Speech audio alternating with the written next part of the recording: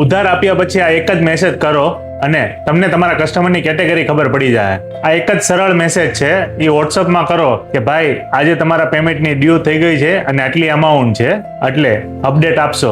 આના પછી તમે એના આન્સરની રાહ જુઓ અને જો કદાચ એવો મેસેજ આવે કે 2 દિવસમાં પેમેન્ટ કરાવો તો તમારે એનું ફોલોઅપ લેવાની જરૂર છે. ભાઈ ઉપરથી થોડુંક પેમેન્ટ મોડું આવ્યું છે તો તમને આવતા વીકમાં કરાવો, તો તમારે છે ને એ કસ્ટમરનું રેગ્યુલર ટ્રેકિંગ રાખવાની જરૂર છે. અને ત્રીજું, તમારા મેસેજ કર્યા પછી સીન થઈ જાય છે અને રિપ્લાય નથી આપતો ને તો તમારે છે ને એ કસ્ટમરનું ફોલોઅપની સિસ્ટમ ચેન્જ કરવાની જરૂર છે અને એના માટે તમારે છે ને પ્રોફેશનલ કલેક્શન ટીમ બેસાડવી પડે.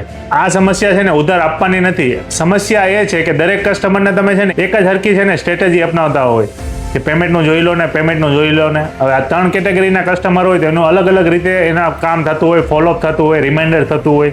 આ 3 કસ્ટમરની કેટેગરી તમે સમજો અને તમારા ધંધામાં ઇમ્પ્લિમેન્ટ કરો એટલે તમને છે ને પેમેન્ટ કલેક્શનમાં છે ને પ્રોપર આઈડિયા આવશે કે કઈ રીતના મારે મારા કસ્ટમરની કેટેગરી સમજવી. આ સમસ્યા સમજવા માટે જો તમારી પાસે પ્રોપર કોઈ સિસ્ટમ નથી ને કોમેન્ટમાં કરો ટાઈપ, અમારી ટીમ તમને છે ને એક્સેલ મોકલી આપશે એટલે તમને આઈડિયા આવી જશે. એમાં તમે તમારા કસ્ટમરનું આઉટસ્ટેન્ડિંગ, ઇનવોઇસ નંબર અને કસ્ટમરનું નામ નાખશો ને એટલે તમને છે ને પ્રોપર આઈડિયા આવી જાય કે આપણી પાસે આપણા ધંધામાં કેવી કેટેગરીના લોકો છે કે જે આપણે એમને હેન્ડલ કરીએ છીએ.